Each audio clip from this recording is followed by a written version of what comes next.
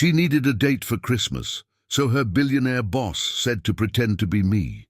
When they pretended to be a couple, a true romance blossomed, and their lives changed forever. A story of unexpected love that will touch your heart. Subscribe to the channel, leave a like, and comment on where you're watching from. The clock on Fifth Avenue read 6:30 p.m. when Sarah Johnson wrapped up another exhausting day as an administrative assistant at Anderson Investments. At 32, she had perfected the art of balancing financial spreadsheets, audit reports, and constant calls from her daughter's school, Emily, who was 8 years old. The office on the 23rd floor offered a privileged view of the New York skyline, but Sarah rarely had time to admire the lights that began to twinkle at dusk. "Sarah, I need to talk to you." The deep, controlled voice of David Anderson echoed through the air-conditioned room. He stood at the entrance of his office, his tie loosened, a clear sign that something important was coming. The 38-year-old businessman, heir to a fortune built over 3 generations, never showed nervousness, but there was something different about his rigid posture. "Of course, Mr. Anderson, let me just save this report." Sarah closed the Excel file, where she was organizing projections for the first quarter, her nimble fingers dancing across the keyboard with the precision of someone who had typed thousands of numbers over the past 5 years at the company. David's office was a study in minimalist design, light wood furniture, a single white orchid on the conference table, and black and white photographs of New York on the walls. Sarah settled into the Italian leather chair, her hands crossed in her lap, noticing how his shoulders seemed burdened by an invisible weight. "Sarah, I'll be direct because I know you need to pick up Emily from school." David sat down across from her, abandoning the power position behind the presidential desk. "Anderson Investments is going through, let's say, a delicate moment." Sarah's heart raced. In 5 years of work, she had seen the company grow consistently, profits increasing quarter after quarter. Delicate how exactly? "The investors from the Takashi Corporation, our main partners in Japan, are questioning our stability. Not financially, our numbers are solid, but they believe my personal situation demonstrates a lack of maturity to lead international mergers." David ran a hand through his dark hair, a gesture Sarah rarely saw him make. "Your personal situation?"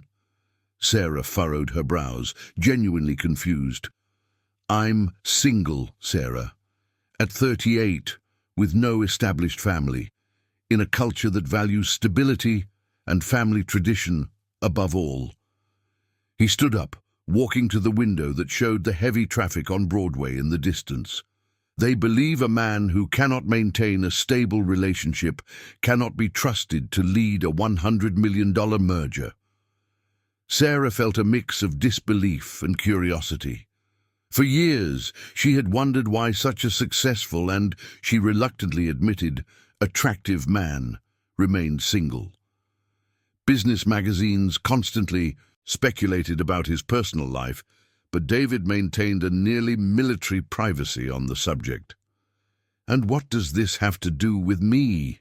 she asked, although a suspicion began to form in her mind. David sat back down, this time leaning forward, his dark brown eyes fixed on hers with an intensity that made her shift in her chair. "I need a girlfriend, Sarah, a convincing girlfriend for the most important business dinner of my career, and I need it to be you." The silence that followed was filled only by the distant hum of the air conditioning and the traffic below. Sarah opened and closed her mouth, trying to process the information. "Have you lost your mind?" The question came out harsher than she intended. "I'm sorry, but Mr. Anderson, this is insane, desperate." "I know it is." David leaned back in his chair, for the first time in 5 years, showing vulnerability.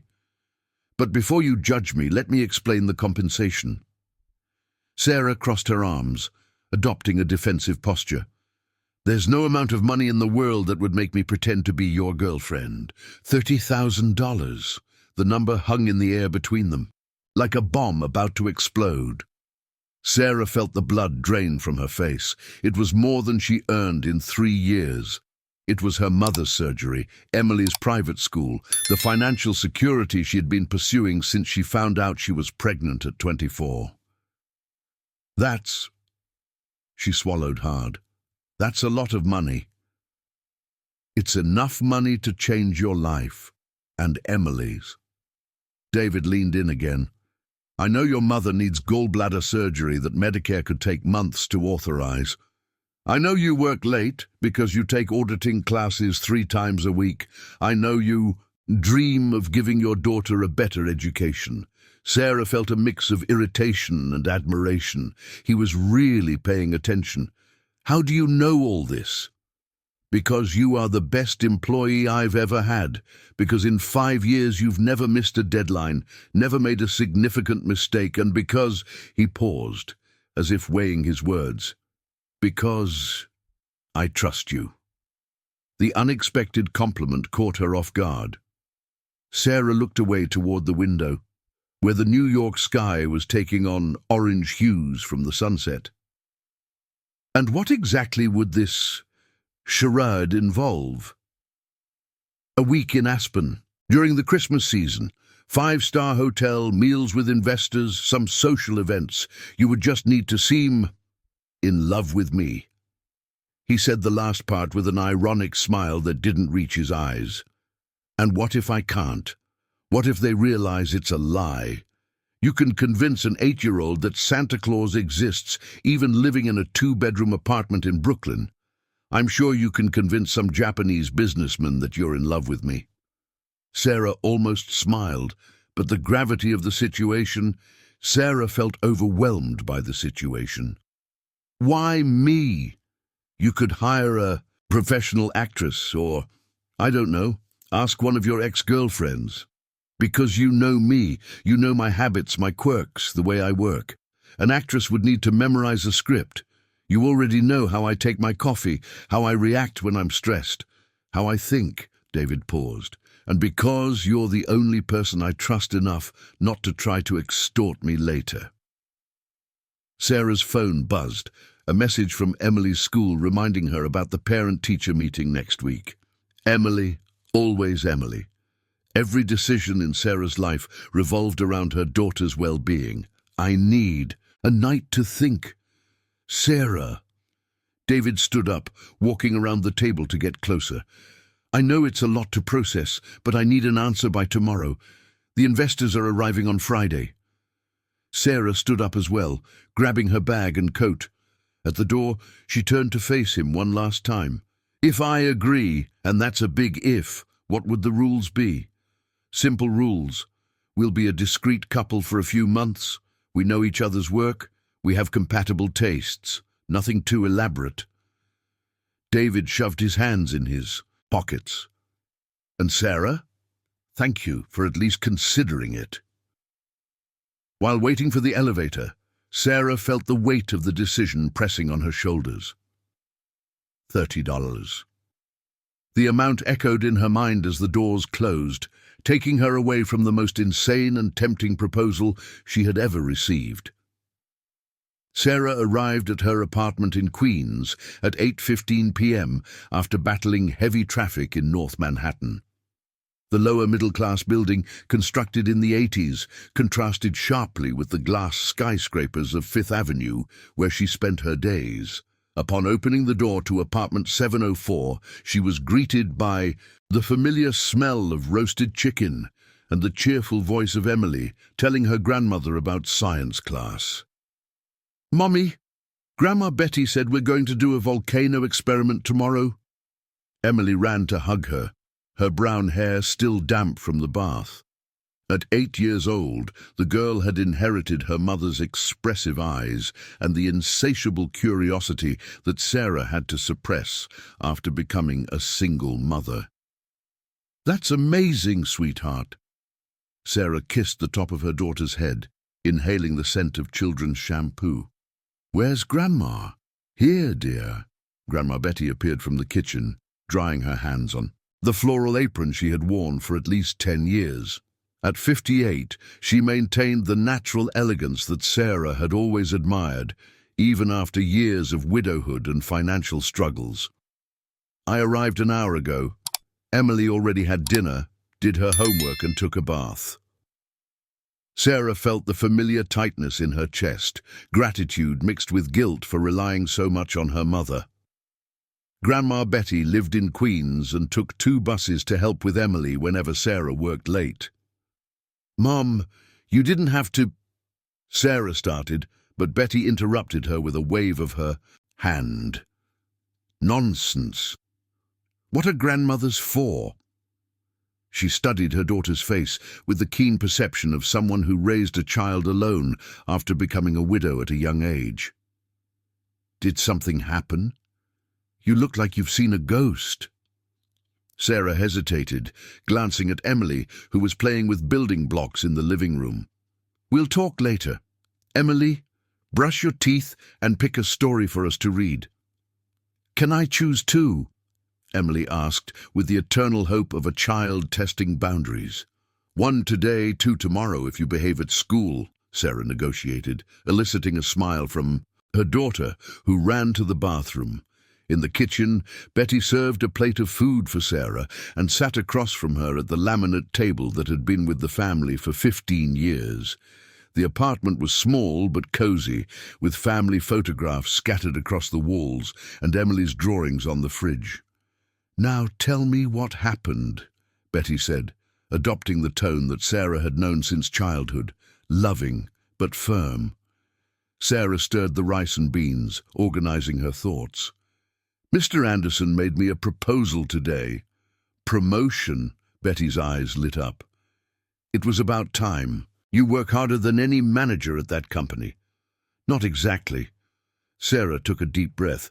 "He wants me to pretend to be his girlfriend for a week in Aspen. Important business with Japanese investors." The fork stopped halfway to Betty's mouth. "He what?" "Offered $30,000. Silence stretched for long seconds. Betty put down her fork and crossed her arms, her expression shifting from surprise to maternal concern. "Sarah Johnson, tell me you're not seriously considering this." "Mom, it's a lot of money. It's your surgery without a waiting list. It's private school for Emily. It's—" Sarah gestured to the small apartment. "It's the chance to give you both a better life.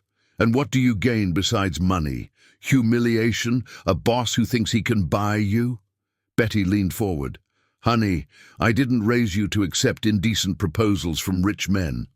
"It's not indecent, Mom. It's just a week pretending to date, like acting." "Acting?"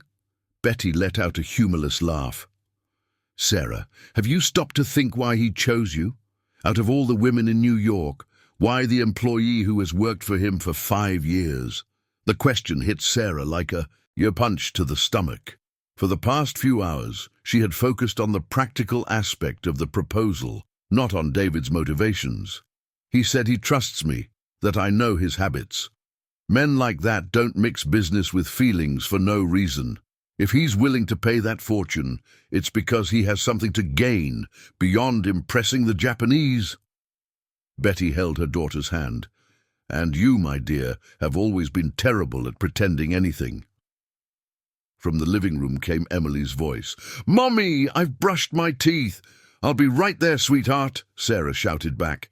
Marina lowered her voice. "Mom, I know it sounds crazy, but when was the last time we had an opportunity like this? The auditing course gave me knowledge, but without capital to invest and without a network, I'll spend my whole life typing spreadsheets."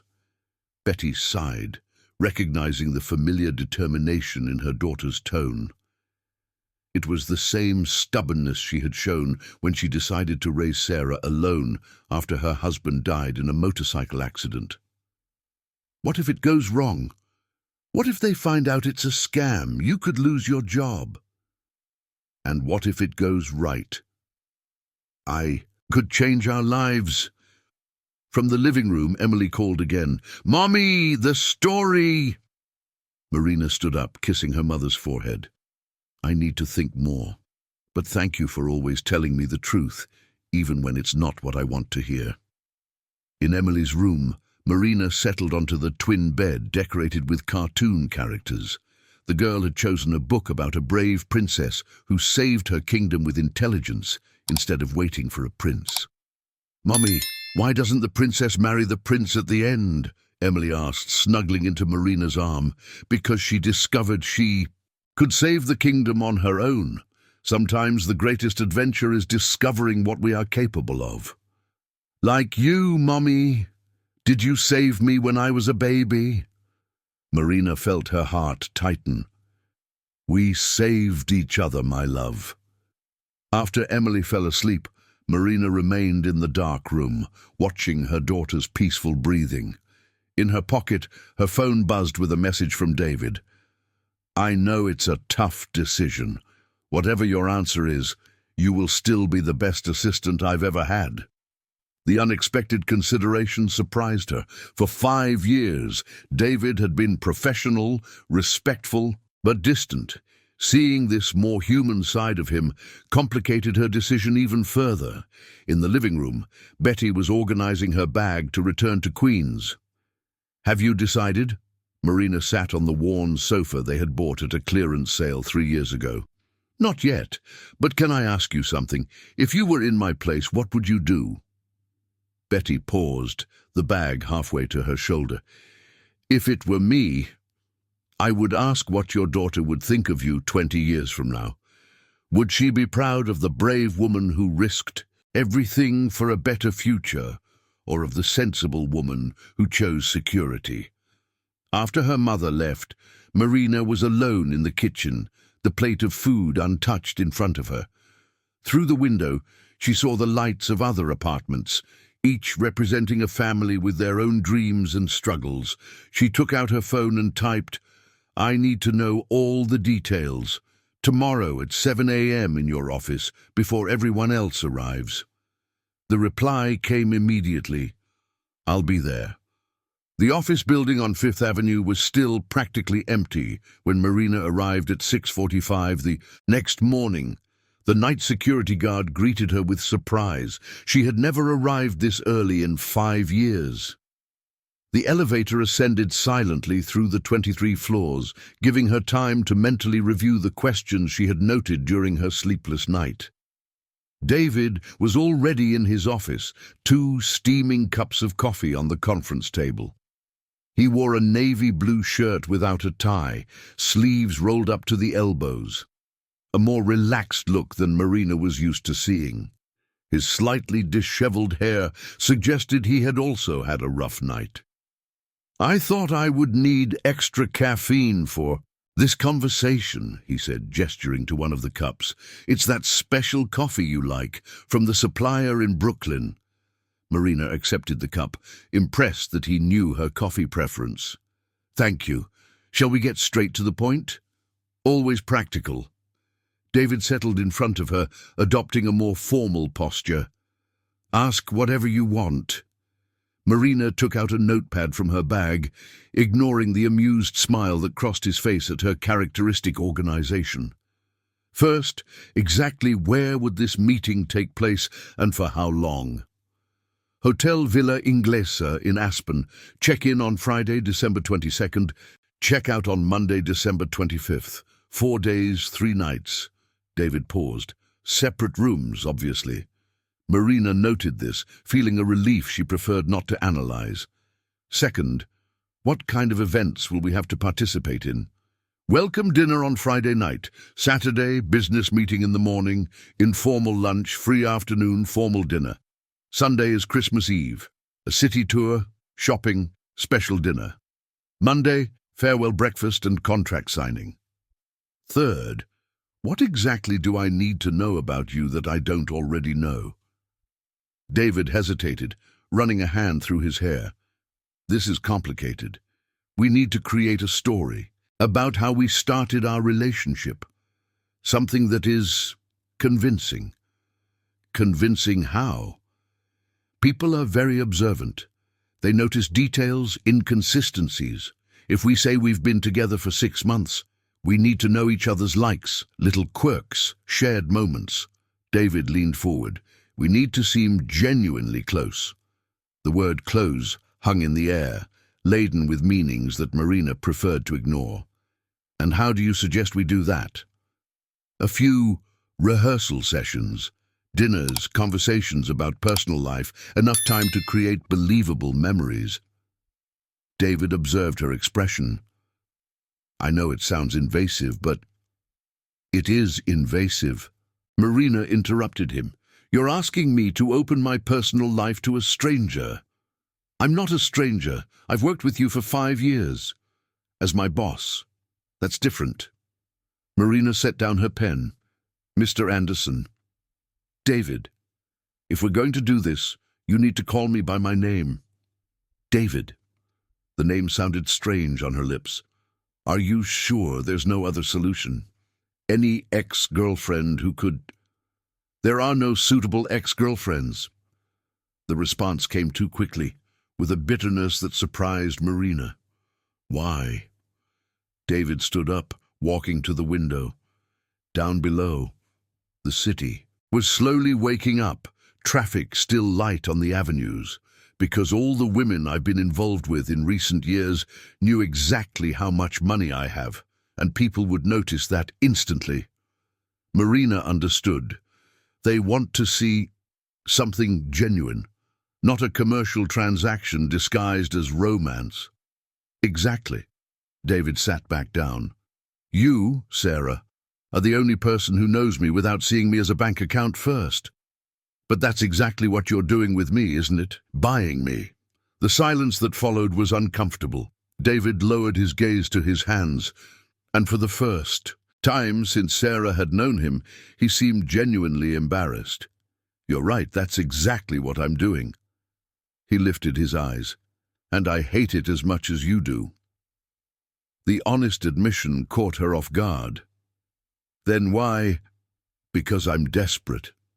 David leaned back in his chair. Anderson Investments is not just struggling, Sarah. We're on the brink of bankruptcy. My grandfather built this company, my father expanded it, and he gestured vaguely, I could be the one responsible for destroying it. Sarah felt as if the ground had vanished beneath her feet. What do you mean on the brink of bankruptcy? The numbers I see are carefully manipulated. We had 3 catastrophic investments last year, companies that seemed solid and collapsed overnight. David sighed deeply.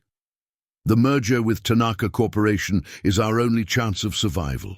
If we don't secure this contract, how many people lose their jobs? 143, including you. The number echoed in the silent office.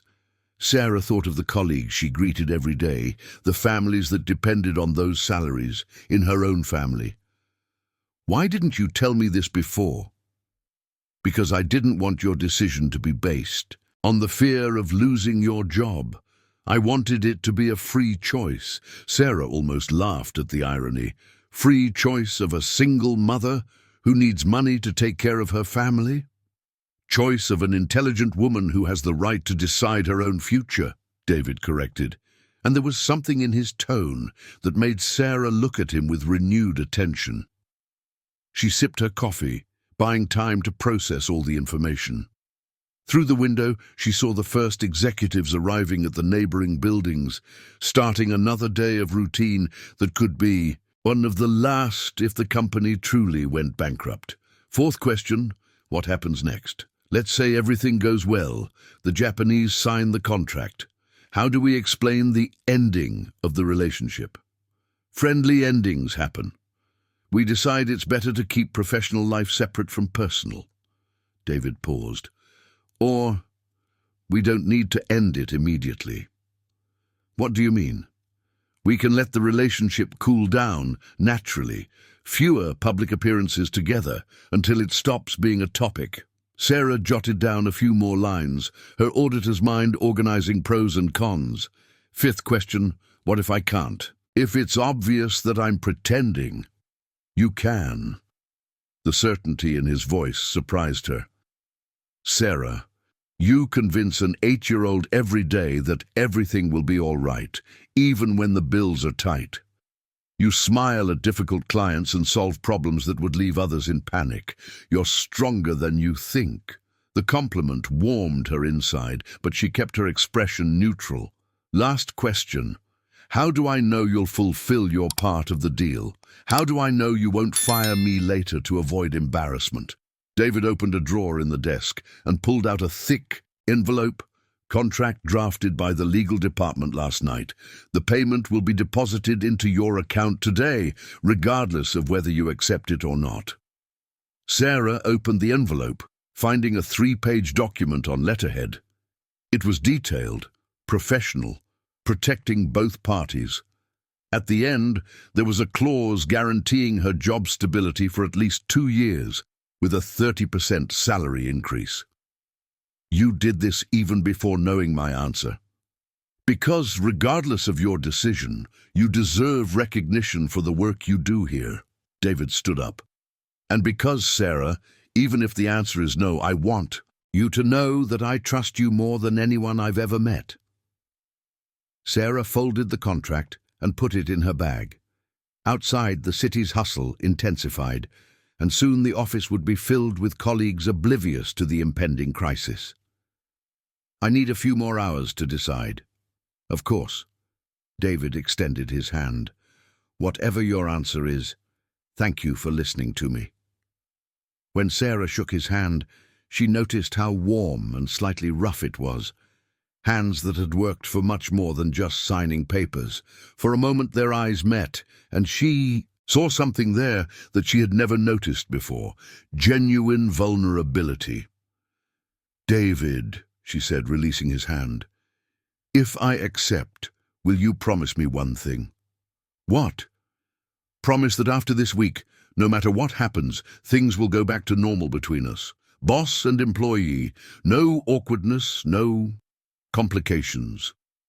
David hesitated for a fraction of a second before responding. I promise.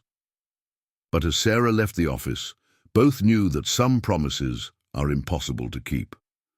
At 2:30 p.m. that same Thursday, Sarah typed a simple message. I accept. When do we start rehearsals?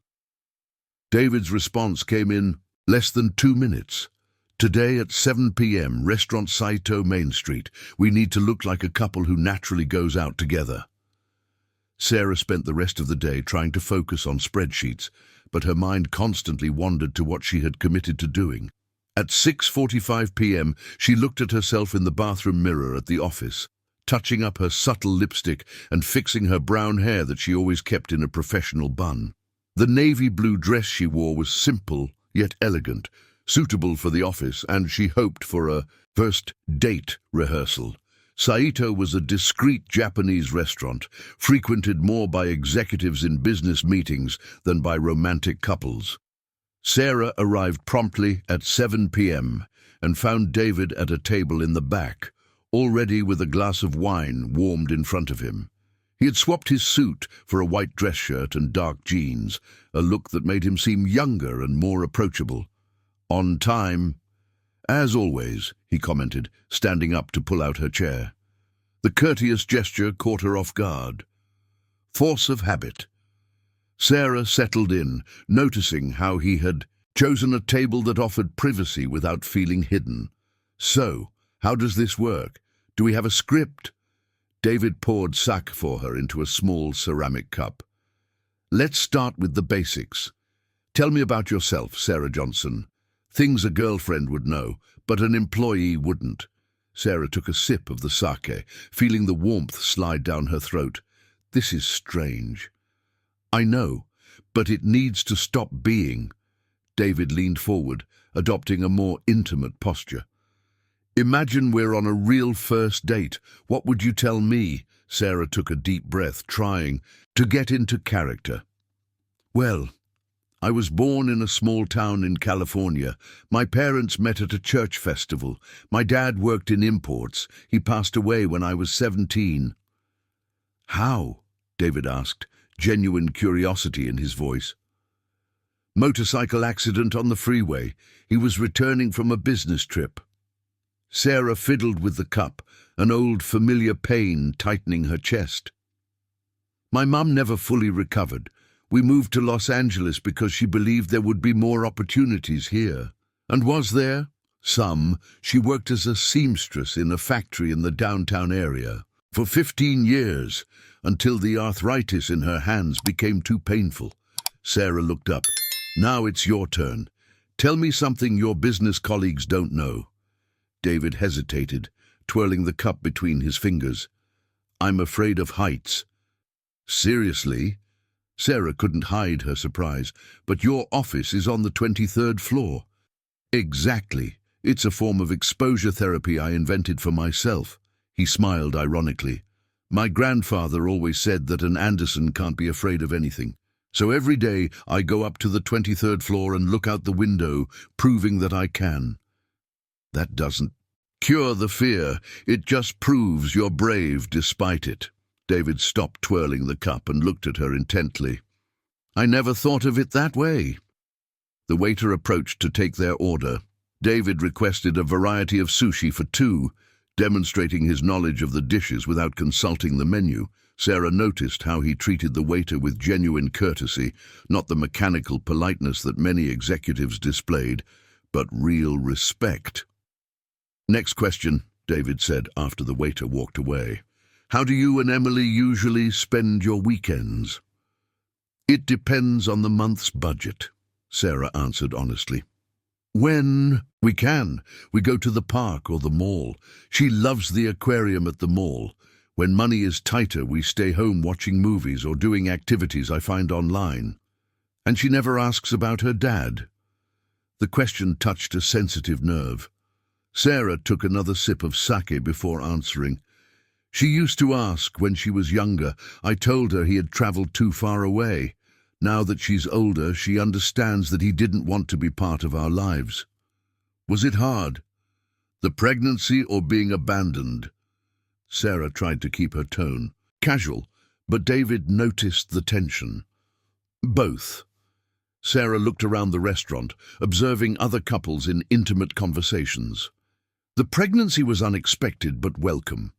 The abandonment was liberating in a way. I found that I preferred being alone with my daughter than with a man who didn't want her. David nodded, and Sarah noticed that he didn't ask any further questions on the subject, a sensitivity she hadn't expected. Now you, Sarah said. Why have you never married? A successful, handsome man from a traditional family. You must have had opportunities. David laughed, but there was no humor in the sound. I had a fiancée 5 years ago. What happened? I found out 3 weeks before the wedding that she was more interested in the Anderson name than in me. I found emails she sent to friends discussing how she would spend the honeymoon in Europe with her idiot future husband. Sarah choked on her sake. She really called you an idiot? Among other things. Apparently I was boring but useful, and she was making a good investment for the future. Wow, what a terrible woman! It was a necessary shock, made me realize that when you have money, you never know if people like you or your bank account. The sushi arrived on elegant trays, and they ate in silence for a few minutes. Sarah watched how David handled the chopsticks with ease, probably a result of his bicultural upbringing. Sarah, David eventually said, can I ask you a personal question? More personal than the ones you've already asked? Have you ever regretted it, having Emily so young, raising her alone? Sarah set down the chopsticks, considering the question carefully. I've never regretted having her, but sometimes I wonder what my life would be like if circumstances were different. What do you mean? If I had finished college, if I had traveled, seen other places, if I had time to discover who I am beyond being Emily's mother. Sarah paused, but then she smiles at me or asks a brilliant question about the world, and I remember that all those experiences I missed were worth it to have this unique experience of watching her grow. David studied her for a long moment. You're stronger than I imagined, or more stubborn. Both. He smiled, and this time the smile reached his eyes. Sarah, can I say something without sounding condescending? You can try. You underestimate your own worth constantly. Sarah felt her face heat up. I don't underestimate.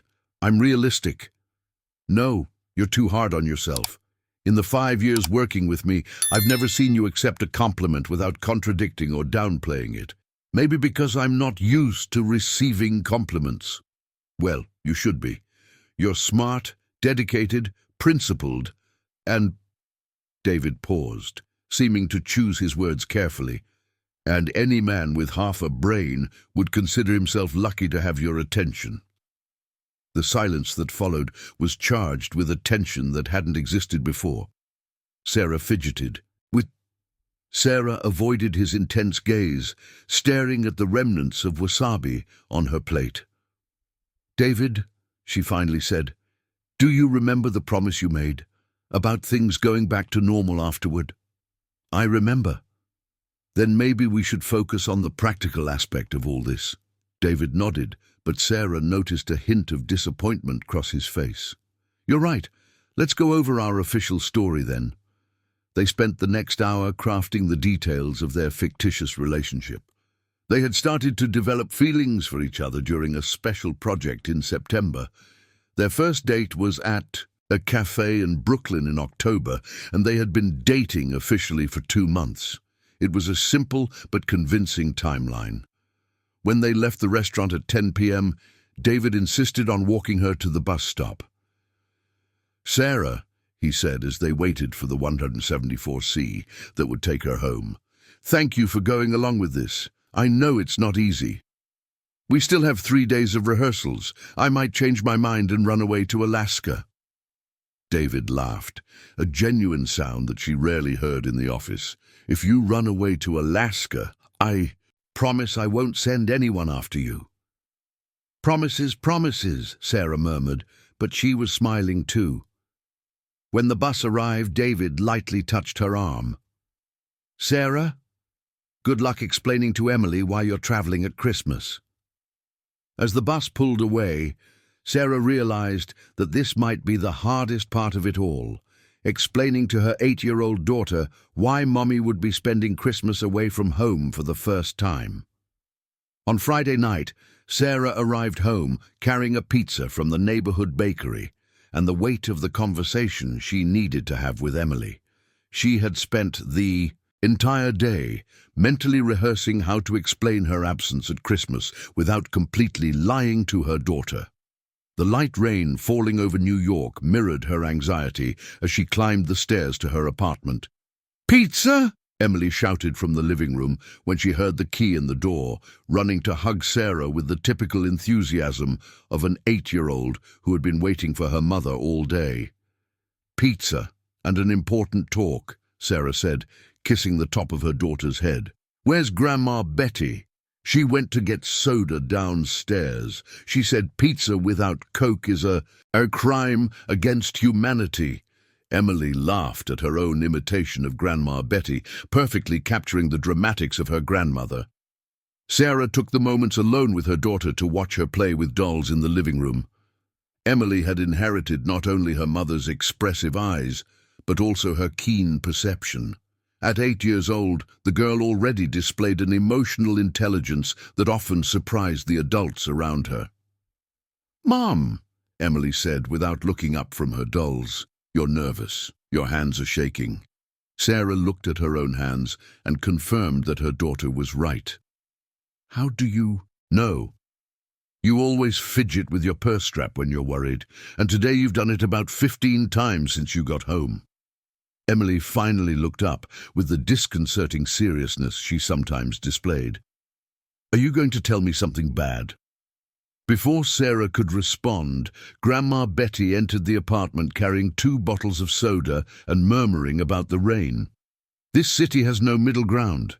It's either 40-degree heat or a flood," she complained, but stopped when she noticed the tension in the room. "What's going on?"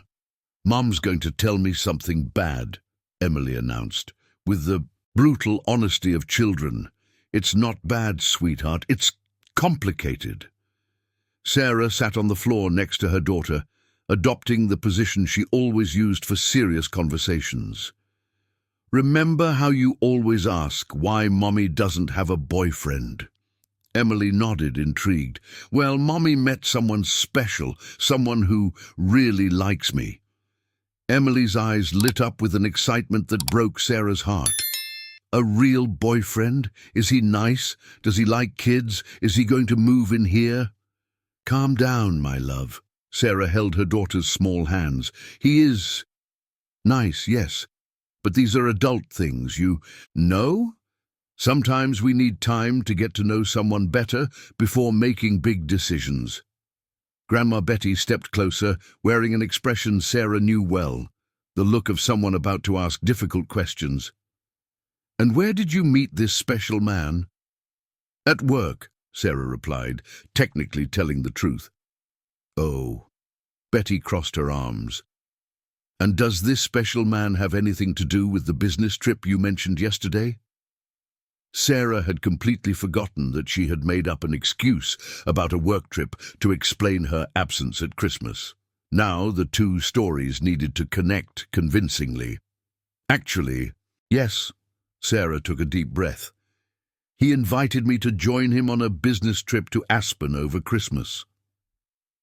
The silence that followed was filled only by the sound of rain tapping against the window. Emily processed the information with the seriousness of a small judge, while Betty clearly showed that she was not buying the story. "You're going to spend Christmas without us?" Emily asked, and there was a sadness in her voice that cut Sarah like a knife. "Just this year, my love. And it's not the whole Christmas. I'll be back on Monday. But it's Christmas Eve and the day," and Emily stopped, her eyes filling with tears.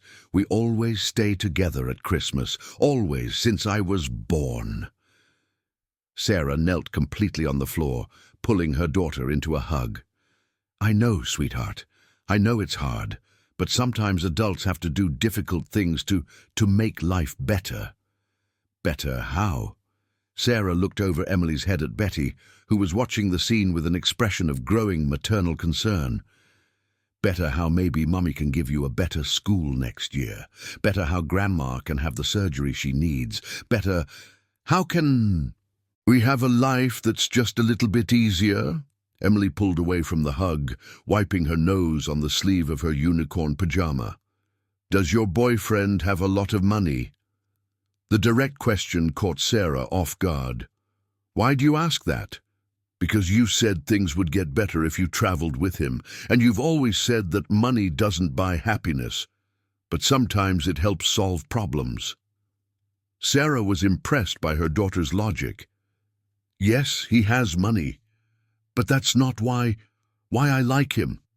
"Then why do you like him?" Sarah found herself in dangerous territory. How could she explain feelings she didn't fully understand herself? "He is smart, kind. He treats me with respect." "Does he know about me?" "He does, and he really wants to meet you." Emily considered this for a moment. "Can he come over for dinner when you get back from the trip?" "Maybe," Sarah replied cautiously, "if you want to meet him." "I do," Emily decided with the typical quickness of children. "But I'm still sad that you're going to miss our Christmas." Betty, who had remained silent during the conversation, finally spoke up. "Emily, how about you help Grandma make the pizza while I talk to your mom?" After Emily headed to the kitchen, humming softly, a sign that she was processing her emotions, Betty sat on the couch and stared at Sarah intently. "Sarah Johnson, you are playing with fire." "Mom, don't give me Mom. This story about a boyfriend at work who invites you on a business trip. Honey, this smells like trouble from miles away." Sarah sat down next to her mother, suddenly exhausted. "It's more complicated than it seems." "It's always more complicated than it seems, especially when it involves a man with money and a woman without it." Betty held her daughter's hand. "Sarah, promise me one thing." "What?" Promise you won't fall for this man just because he can solve our financial problems." The question hit Sarah like a punch in the stomach. "I don't promise," Betty insisted, "because I've seen this story before. An independent, hard-working woman who raised her child alone, and suddenly a man appears who can make everything easier. It's very easy to confuse gratitude with love." Sarah fell silent, watching Emily in the kitchen organizing plates with the precision of a little hostess. Her daughter deserved stability, opportunities, a better future, but she herself deserved emotional honesty. "Mom, can I confess something?" "Always." "I'm afraid you might be right. I'm afraid I might already be confusing things." Betty sighed, pulling her daughter into a side hug. "Then be even more careful, because it's not just your heart that's at stake. It's Emily's too." From the kitchen came Emily's cheerful voice. "Mom, the pizza is ready, and can I ask a question about your boyfriend?" "Sure, sweetheart. Does he like pizza? Because if he doesn't like pizza, I don't think you two are a match." Sarah and Betty exchanged glances and laughed, the tension dissipating momentarily. But as they headed to the kitchen, Sarah carried the weight of the realization that she was about to embark on an experience that could change not only her financial situation, but the entire emotional balance she had carefully built over the past 8 years. And for the first time since she accepted David's proposal, she wondered if the price she was willing to pay might be too high. On Saturday afternoon, Sarah stood in front of her bedroom mirror, trying on the black dress she had bought on sale at Macy's for the 3rd time. It was the most elegant piece she owned, yet it still felt inappropriate for the type of event awaiting her in Aspen. David had suggested one last rehearsal before the trip, a dinner at the Ivy, a restaurant frequented by New York's elite. "Mommy, you look beautiful," Emily declared from the bedroom door, wearing her unicorn pajamas and carrying a coloring book. "Is it for your date with your boyfriend?" "It's for an important dinner, sweetheart." Sarah adjusted the simple pearl necklace that had been her mother's graduation gift. "Are you sure you'll be okay with Grandma tonight? I'm going to make chocolate chip cookies with her." Emily jumped on the bed. "Mommy, can I ask a serious question?" Sarah turned, recognizing the tone Emily used when something truly concerned her. "Of course. If you really like this man, are we going to have to move apartments?" The question caught Sarah off guard. "Why do you ask that?" Emily fiddled with the drawstring of her pajamas, avoiding her mother's gaze. "Because Julia from school said that when her mom got a rich boyfriend, they had to move into his house, and she had to change schools, and lost all her friends." Sarah sat on the bed next to her daughter, feeling the weight of the responsibility she carried. "Emily, even if I ever get married, and I'm talking about a very big if, you will always be my priority. Always. And for any important decision, we will talk about it first." "Promise?" "I promise." Sarah kissed her daughter's forehead. "And I also promise that I won't let anyone change our lives in a way that makes us sad." At 7:30 p.m., Sarah arrived at the Ivy in a taxi that consumed half her weekly transportation budget. The restaurant, in the Upper East Side, exuded understated sophistication. Crystal chandeliers, tables with immaculate linens, and clientele that clearly didn't need to check the prices on the menu. David was waiting for her at a strategically positioned table, wearing a navy suit that probably cost more than her monthly salary. When Sarah approached, he stood to greet her with a kiss on the cheek, a gesture that should have felt natural, but made both hesitate for a fraction of a second. "You look beautiful," he said, and there was sincerity in his voice. "Thank you. I hope I'm dressed appropriately for the occasion." Sarah looked around, noticing how other women wore jewelry that sparkled under the chandeliers and dresses that screamed designer labels. "You look perfect." David helped her sit down. and Sarah noticed how he completely ignored the curious glances from other tables. "How was the conversation with Emily?" "Complicated. She asked questions I wasn't prepared to answer." Sarah accepted the glass of champagne that the sommelier discreetly served. "And you?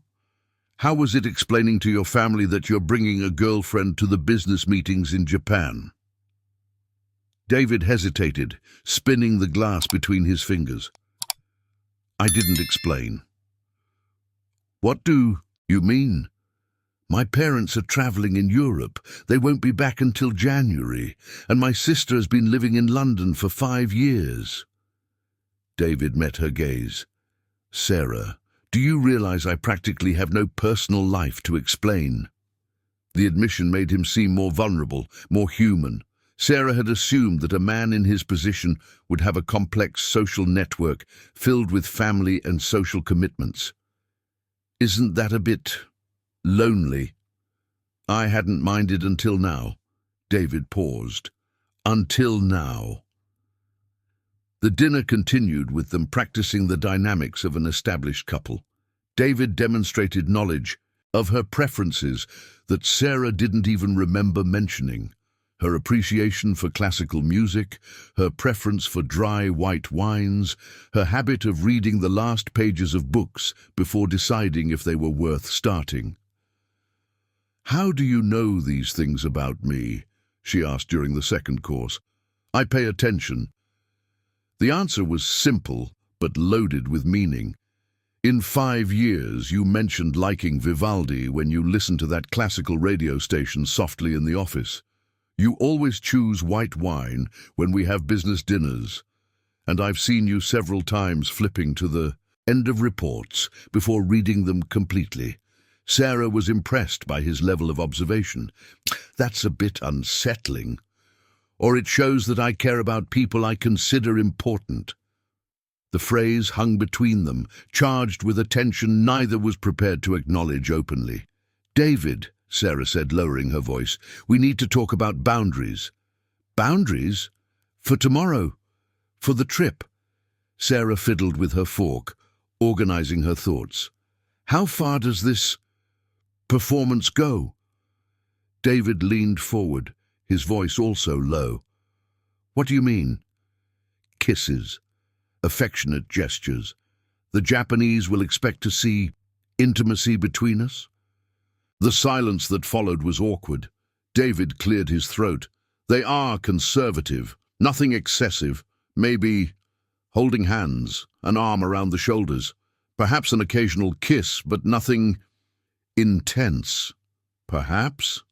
"Sarah, I can't predict exactly what will be necessary. We'll have to improvise based on the situation." Sarah nodded, but felt her stomach churn with anxiety. "What if I can't? What if it's obvious that I'm pretending?" David reached across the table, covering her hand with his. The gesture was gentle, but Sarah felt an electric current surge up her arm. "Look at me," he said softly. Sarah raised her eyes, meeting his intense gaze. "Now imagine that we are two people who care about each other, that we share stories, fears, hopes." David gently caressed her fingers with his thumb. "It's not that hard to imagine, is it?" Sarah felt her heart race. For a moment, she forgot they were in a performance, forgot the restaurant around them, forgot that this was just a business arrangement. There was something in David's eyes that seemed too genuine to be mere representation. "David," she whispered. "Yes?" "I think you're being too good at this." He smiled, a slow smile that completely transformed his expression. "Or maybe I'm not pretending as much as I should." The confession hung in the air between them. Sarah delicately withdrew her hand, trying to regain her emotional balance. "We can't complicate things," she said, more to herself than to him. "Can't we?" David leaned back in his chair, studying her. "Sarah, can I ask you an honest question?" "Sure." "If there were no money involved, if we were just two people who met under normal circumstances, Would there be a possibility of something real between us? The question hit her like a lightning bolt. Sarah looked around the elegant restaurant, at the people who naturally belonged to that world, then back at David. "I don't know," she answered honestly. "We come from very different worlds. But we're not that different as people." Sarah considered this. During the last few weeks of rehearsals, she had discovered facets of David that surprised her.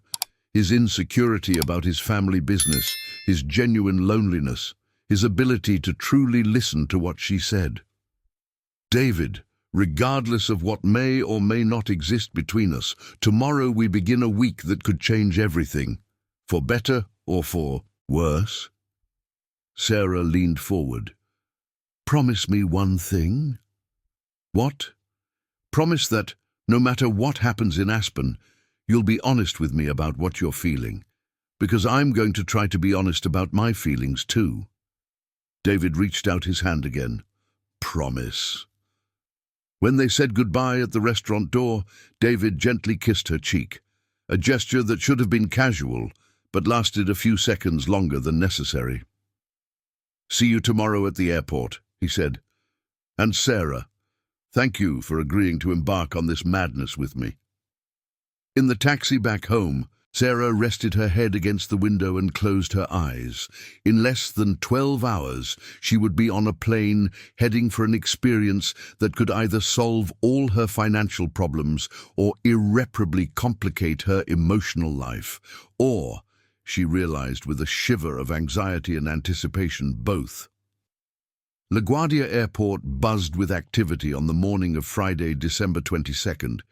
Sarah arrived at 6:30 a.m., carrying a borrowed suitcase from her neighbor and a mix of nervousness and determination that had kept her awake most of the night.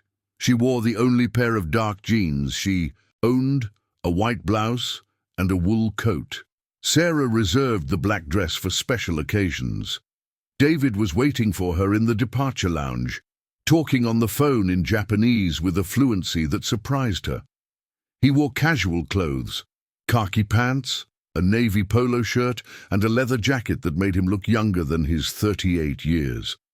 When he saw her, he quickly ended the call and approached with a smile that seemed genuinely relieved. "I thought you might have changed your mind overnight," he said, taking her suitcase with ease. "I thought about it," Sarah admitted, "about 4 times, but Emily made me promise to bring back a cool souvenir from Aspen."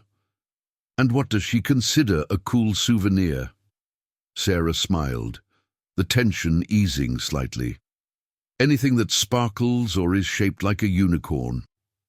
The 1-hour flight to Aspen was on a private jet that Sarah didn't know existed. The compact yet luxurious aircraft accommodated 8 passengers in cream leather seats, with a small central table where David had spread out documents about the merger with the Smith Corporation. "I've never flown on a private jet," Sarah confessed, watching New York recede through the oval window. "It's more practical for business trips, less time wasted in lines and connections." David paused, looking at her intently. "Are you nervous?" "Terrified would be more accurate." Sarah accepted the coffee offered by the flight attendant in a fine china cup. "David, tell me more about the Japanese executives we're going to meet. What do they expect from me?" David settled more comfortably in his seat, adopting the posture that Sarah recognized as his executive mode. "Mr. Smith is the CEO of the Smith Corporation, a traditional man, values family and stability. He is accompanied by his wife, who rarely speaks during business but observes everything. Their son, Jake, is our age and will be our main contact if the merger is approved." "And do they know we're dating?" "I mentioned that I was seeing someone special. They expressed interest in meeting you." David hesitated. "Sarah, there's something I need to tell you. Mr. Smith commented that he appreciates when executives have stabilizing influences in their lives." "Stabilizing influences?" "Women who demonstrate strong family values, mothers especially."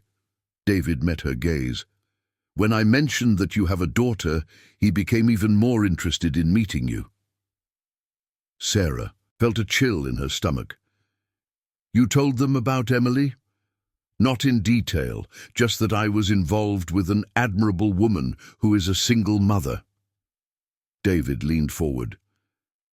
Sarah, I know it's complicated, but for them, it demonstrates maturity and responsibility. Those are qualities they value. So it's not just about pretending to be your girlfriend. It's about pretending we're a family. Not a family. A couple that understands the value of family. Sarah looked out the window, seeing the mountains of Aspen approaching. The landscape was breathtaking. Preserved forests, houses with European architecture dotting the hills, and in the distance the city centre nestled among the peaks of the Rocky Mountains. David, can I confess something? Always. I'm afraid I won't be able to play the role properly. I don't know etiquette for situations like this. I don't know how to behave around people of that social level. David unbuckled his seatbelt and moved to the seat beside her. Sarah, you raised an 8-year-old child practically on your own, while holding a full-time job and studying at night. You manage a household budget, make your daughter feel loved and secure even with limited resources, and still find time to care for your mother. If that isn't class and sophistication, I don't know what is. The sincerity in his voice caught her off guard. That's different. That's survival. No, that's strength of character. And it's exactly what they will see in you. The plane began its descent, and Sarah felt her stomach churn, partly from the change in altitude, partly from the anxiety of what awaited them. David, one more question. After this week, how are we going to go back to normal? How will I be able to look at you in the office on Monday and pretend none of this happened? David was silent for a long moment, watching the mountains below. Honestly, I don't know if we'll be able to. What do you mean? Sarah, can I be completely honest with you? Please. David turned to look directly at her. In the last few days, talking with you, getting to know aspects of your life I never imagined. I don't know if I want things to go back to normal. Sarah's heart raced. David, I know it's complicated. I know there are power dynamics, social differences, and he gestured vaguely. Everything. But there is something between us that didn't exist 3 weeks ago. Sarah felt as if she were standing on the edge of a cliff. We can't mix things up. We can't confuse this artificial situation with real feelings. What if they aren't artificial? What if they are the most real feelings I've ever had? The plane touched down gently, interrupting the conversation at the exact moment Sarah felt that the right words could change everything between them, for better or for worse. As they taxied toward the terminal, David returned to his original seat and reorganized the documents, assuming his professional demeanor once again, but Sarah noticed that his hands trembled slightly. Sarah, he said without looking at her, regardless of what happens in the coming days, I want you to know that I admire you, not just as an employee, but as a person, David. And I want you to know that if at any point you feel uncomfortable or want to go back to New York, just let me know. There is no contract that prevents me from prioritizing your well-being. The plane came to a complete stop, and through the window Sarah could see a black car waiting on the tarmac. The reality of the situation hit her with full force. In the coming hours, she would assume the role of the girlfriend of one of the most influential businessmen in the country, in front of international investors, in a negotiation that could save or destroy the company she had worked for 5 years. David, she said, as the flight attendant opened the door. As the aircraft door opened, he said, if we're going to do this, let's do it right. He looked at her questioningly. Whatever happens between us, real or pretend, during these 4 days, I promise I will give my all to make this merger a success. David smiled, the first completely relaxed smile she had seen from him since the beginning of this whole story. Then let's save Anderson Investments together." When they stepped off the plane, the cold mountain air greeted them with the scent of pine trees and the promise of an experience that would change them both in ways they couldn't yet imagine. The English Inn stood majestically among the pines, a construction in English style that seemed transplanted directly from the Cotswolds to the mountains of New York. Sarah watched from the window of the Mercedes that was taking them from the small private runway, impressed by the grandeur of the place that would be their home for the next 4 days. The hotel was built in 1924 by an English immigrant who wanted to recreate the feeling of his homeland, David explained, noticing her fascination. The Smith family specifically chose this place because they appreciate the combination of European tradition with American hospitality. Sarah nervously adjusted her blouse, suddenly aware that her casual outfit contrasted with the sophisticated environment. "David, I need to know, what exactly is our story? How did we meet? When did we start dating? The details that a person in love would know by heart." "We started to take an interest in each other during a special project in September," David recited, as if he had memorized a script. "Our first official date was at a cafe in Brooklyn in October. We've been officially together for 2 months." "And how did you win me over?" Sarah asked, trying to lighten the situation. David hesitated, looking out the window at the trees passing by quickly. "I said I admire your intelligence and determination, that you make me want to be a better person." The answer sounded so sincere that Sarah felt a knot in her stomach. That's not made up, is it?" "No," David admitted softly. "It's not." The car stopped under an elegant portico where uniformed staff awaited to receive their luggage. Sarah took a deep breath, preparing to take on the role of a lifetime. "Remember," David murmured as they got out of the car, "we're a discreet but passionate couple. 2 months into the relationship, still in the phase of discovering new things about each other." The hotel lobby was a spectacle of understated sophistication, a crackling fireplace, English leather furniture, authentic Persian rugs, and a ceiling that stretched 2 stories high. Sarah tried not to show intimidation, but her eyes inevitably wandered over the luxurious details. "Mr. Smith!" a deep voice echoed through the lobby. Sarah turned to see a man in his 60s approaching, accompanied by an elegant woman and a young executive in his 30s. "Mr. Smith," David replied, bowing slightly in a respectful gesture. "It's a pleasure to see you." Sarah observed the formal greeting, trying to absorb the details of the Japanese etiquette she was witnessing for the first time. Mr. Smith was a distinguished man of medium build, with impeccably styled grey hair and suits that clearly had been tailored. His dark eyes displayed the sharp intelligence of someone who had built a business empire. "And this must be Sarah, the one you've spoken so much about," Mr. Smith said in acceptable Portuguese, turning to her with a cordial smile. "It's a pleasure to meet you, Mr. Smith," Sarah replied, bowing slightly as she had seen David do. "David has spoken highly of you and your family. Allow me to introduce my wife, Mrs. Smith, and my son, Jake." Mr. Smith gestured to his companions. Mrs. Smith was a woman of serene beauty, dressed in understated elegance in shades of grey and navy blue. Her gestures were economical yet expressive, and Sarah immediately noticed that despite speaking little, she observed everything with keen attention. Jake, the son, was more direct in a Western style, extending his hand to greet her in English. "Pleasure to meet you, Sarah. My father has been curious about David's mysterious girlfriend." Sarah smiled, mentally thanking the English lessons she had taken years ago. "And pleasure is mine. I hope I can answer some of his curiosity." David gently placed his hand on her back, a gesture that should have felt natural but sent an electric jolt down Sarah's spine. Sarah has worked with me for 5 years. It took me all this time to gather the courage to ask her out." "Ah," Mr. Smith smiled approvingly. "Office romance.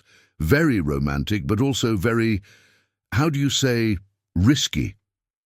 "Some things are worth the risk," David replied, looking at Sarah in a way that made her heart race.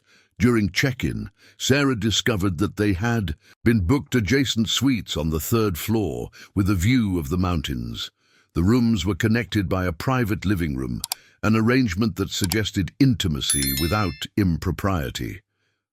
"I'll let you settle in," Mr. Smith said.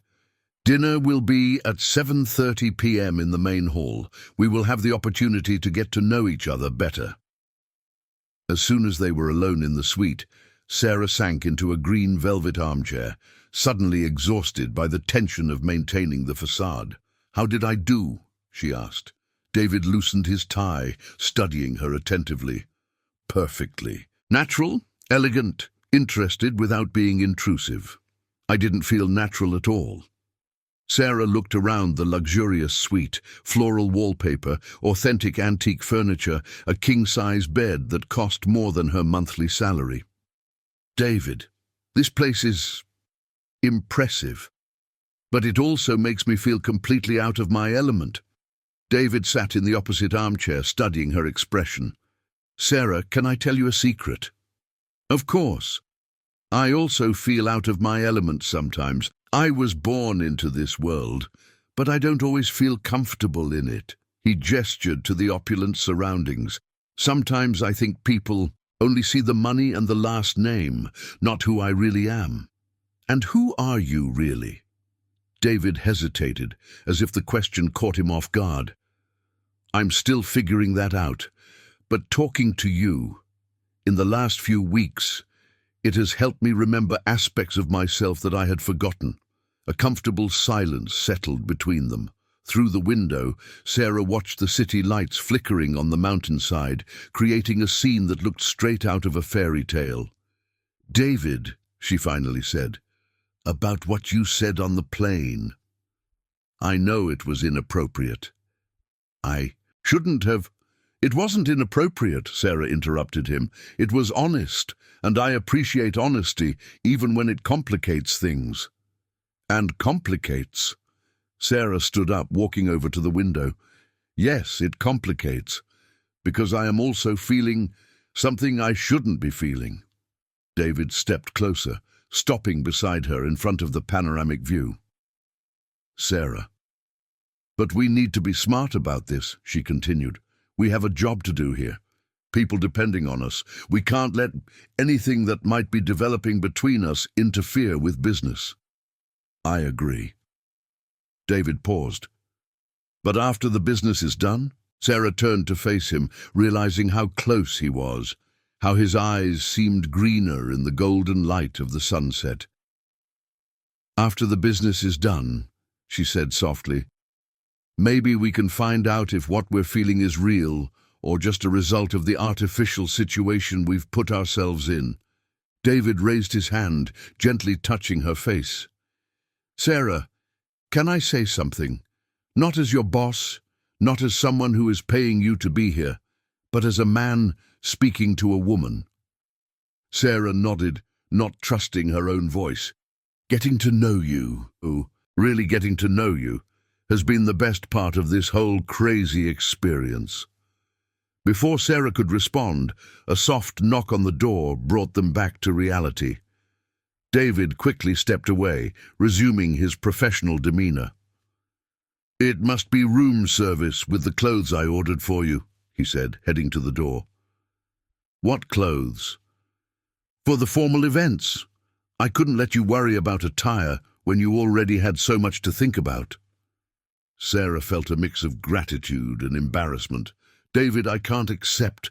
You can and you will. Consider it part of the resources needed for the job."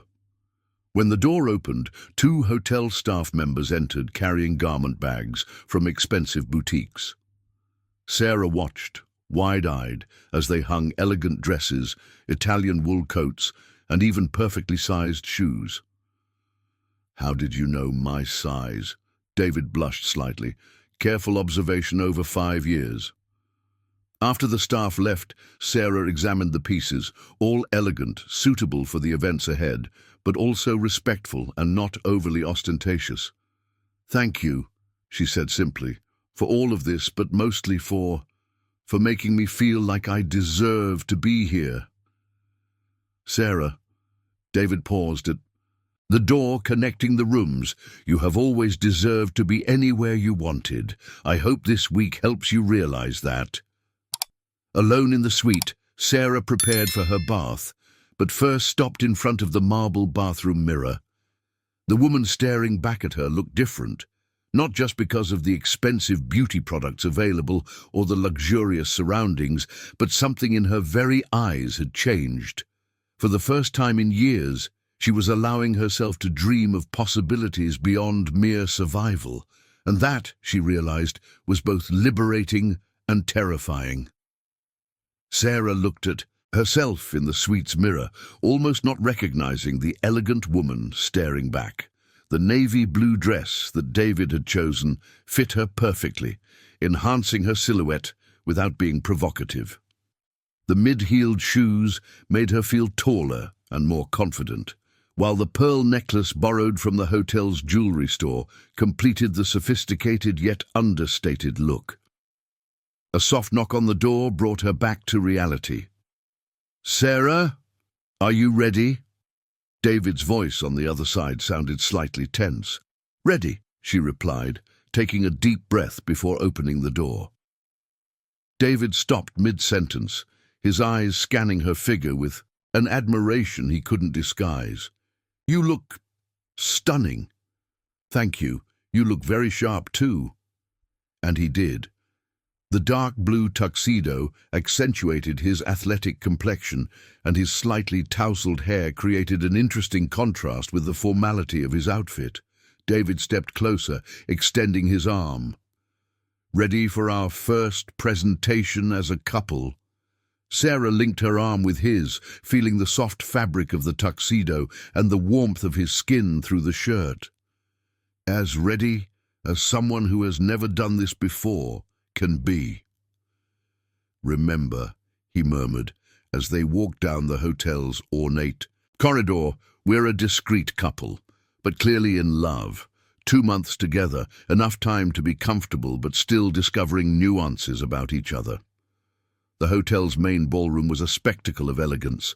Check crystal chandeliers, round tables with white linen tablecloths, elaborate floral arrangements, and a panoramic view of the moonlit mountains.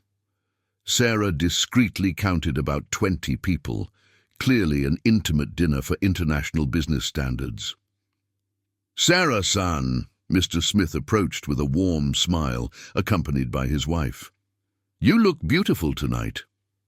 "Thank you," Sarah replied with the pronunciation she had practiced during the afternoon, earning a approving smile from Mrs. Smith. "Oh, are you studying Japanese?" Mr. Smith asked, intrigued. "Just a few basic expressions. David taught me that it's important to show respect for the culture of business partners." Sarah felt David gently squeeze her hand in approval. During the cocktail hour before dinner, Sarah found herself being introduced to other executives and their wives. She discovered she could maintain interesting conversations about Brazilian literature, early childhood education, and even the economic peculiarities of agribusiness, knowledge she had gained by reading reports that crossed her desk at the office. "Your girlfriend is very intelligent," Jake commented to David in English, thinking that Sarah wouldn't understand, "and genuine, different from the women we usually see at these events." Sarah pretended not to have heard, but felt a wave of satisfaction at the recognition of her authenticity. During dinner, she sat between David and the wife of a German investor, Mrs. Miller, who was fascinated by Sarah's experience as a working single mother. "It's admirable," Mrs. Miller commented in carefully articulated English. "Balancing a career and motherhood alone requires extraordinary strength." "I don't feel extraordinary," Sarah replied honestly. "I just do what needs to be done." My daughter is my motivation for everything." Across the table, she noticed Mr. Smith paying attention to the conversation, his eyes showing growing approval. "And how does your daughter feel about your relationship with David?" Mr. Smith asked directly. Sarah felt her heart race. It was a question they weren't completely prepared for. "She's curious," she replied cautiously. "At 8 years old, she's still learning about adult relationships. But she likes that I'm happy." "And are you happy?" The question from Mrs. Smith came softly but directly, and Sarah realized that everyone at the table had stopped talking to hear her answer. Sarah looked at David, who was clearly as nervous as she was about the direction of the conversation. For a moment, she forgot she was performing and answered with complete honesty. "Yes, I am. David makes me feel seen. As a person, not just as an employee or a mother. I haven't felt valued that way in a long time." The silence that followed was laden with tacit approval. David covered her hand on the table, and the gesture felt completely natural. "That's what we look for in our business partners," Mr. Smith finally said. "Men who inspire genuine loyalty in their personal lives, because those who can't maintain solid personal relationships rarely manage to sustain lasting business partnerships." The conversation flowed into lighter topics after that. The beauty of Aspen in winter, comparisons between Christmas traditions in Brazil and Japan, plans for the upcoming year. Sarah found she could participate naturally, her opinions being heard and respected. During dessert, an elaborate chocolate fondue served with fresh fruits and petit fours, David leaned in to whisper in her ear, "You're being perfect, better than perfect. You're being yourself." "It's the only thing I know." How to do," Sarah whispered back, but she smiled at the compliment. "Sarah," Mr. Smith called her attention, "David mentioned that you work in finance. What kind of work do you do specifically?" Sarah hesitated for a fraction of a second, aware that her actual role as an administrative assistant might sound less impressive, but she chose honesty. "I coordinate financial analyses and audit reports. It's meticulous work, but it allows me to see patterns and inconsistencies that aren't always obvious at first glance." "Interesting. And what is your opinion on the merger we're discussing?" The question caught her completely off guard. David tensed beside her, but Sarah noticed that everyone at the table was waiting for her answer with genuine curiosity. "Well," she began cautiously, "based on what I know of the numbers from Anderson Investments, I believe the merger offers mutual benefits. Anderson has expertise in the Brazilian market and strong local relationships, while Smith Corporation has capital and access to Asian markets. It's a natural complementarity." Mr. Smith nodded approvingly. "And you don't see risks?" Sarah glanced briefly at David, who encouraged her with a small nod. "Every business has risks, but the risks of not acting, of remaining isolated in an increasingly globalized market, seem greater than the risks of the partnership." "Interesting perspective," Jake commented. "You can see the bigger picture, not just the financial details." The dinner ended with Mr. Smith proposing a toast to lasting partnerships, both personal and professional. As the guests dispersed into small groups for digestives and cigars, David and Sarah found themselves alone on the hotel terrace, watching the city lights scattered across the mountainside. "Sarah," David said, "you were amazing tonight." "I survived," she replied, but she was smiling. "More than survived. You impressed. Mr. Smith told me you demonstrate wisdom beyond your position." Sarah leaned against the railing, breathing in the fresh mountain air. "David, can I confess something?" "Always." "For a few moments during dinner, I completely forgot I was pretending. I felt like I really belonged in that place, in that conversation." David stepped closer, stopping beside her. What if it wasn't pretending? What if you really belonged? Sarah turned to face him, aware of the closeness, his subtle scent, the way the terrace light highlighted the contours of his face. David, Sarah, can I do something I've been wanting to do for weeks? Before she could respond, David leaned in and kissed her softly. It was a tender, questioning kiss, filled with all the tension and anticipation that had been building between them. When they parted, Sarah felt as if the ground had vanished beneath her feet. That was, she began. Real, David finished. That was real. Sarah touched her own lips, still feeling his taste.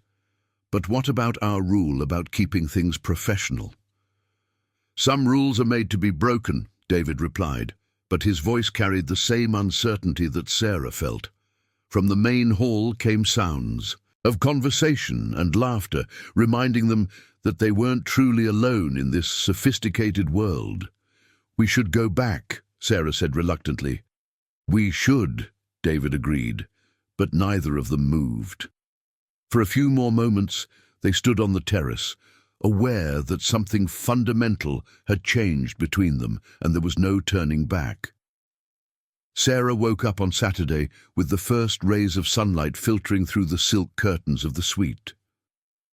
For a few seconds, she was disoriented by the luxurious surroundings until the memories of the previous night came rushing back like an avalanche. The dinner, the conversations with the Japanese, and especially the kiss on the terrace. She touched her lips unconsciously, still feeling David's taste. It had been a soft, questioning kiss, but filled with an intensity that made her question everything she thought she knew about her own feelings. A discreet knock on the door pulled her from her reverie.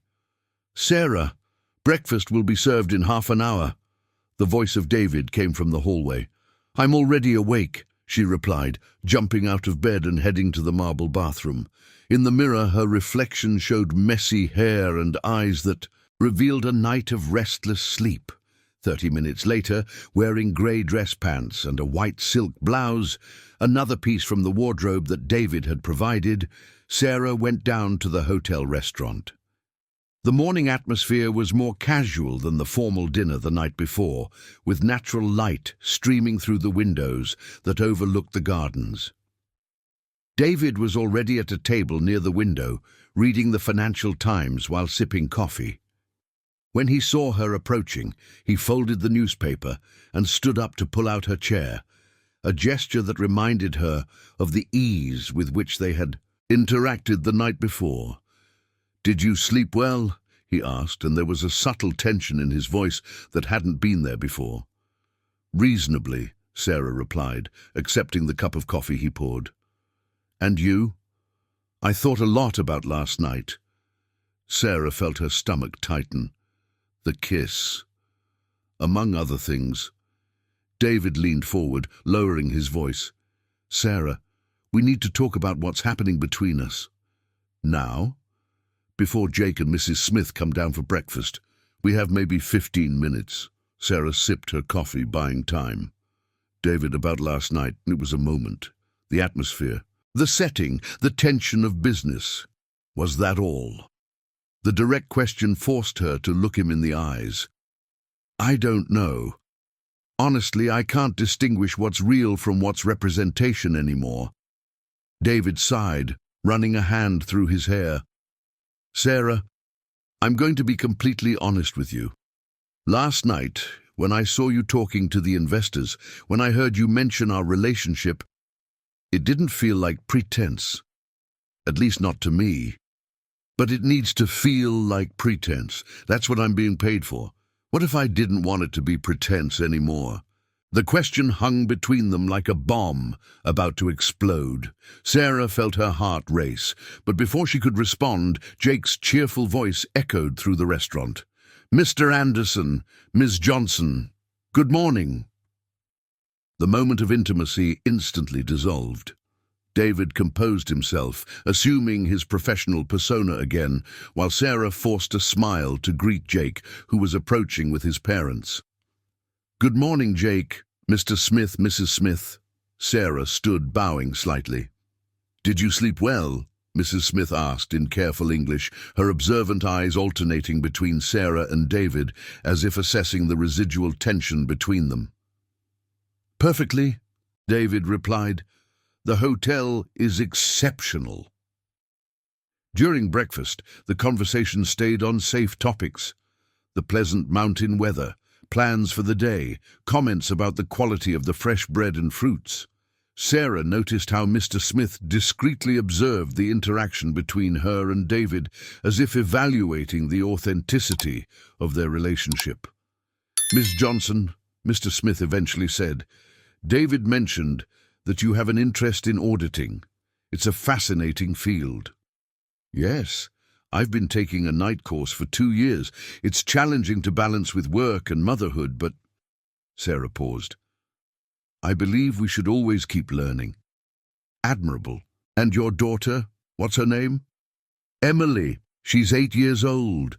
"Wonderful age. Does she know that her mother is on a business trip?" Sarah hesitated, aware that she was navigating delicate territory. "She knows I'm working, and that I came with someone special." Mrs. Smith smiled for the first time since Sarah had met her. "Children have excellent instincts about relationships. What does she think of David?" The question caught her off guard. Sarah looked at David, who awaited the answer with evident anxiety. "She's curious to meet you," Sarah replied honestly, "but she's cautious. It's been just the two of us for a long time."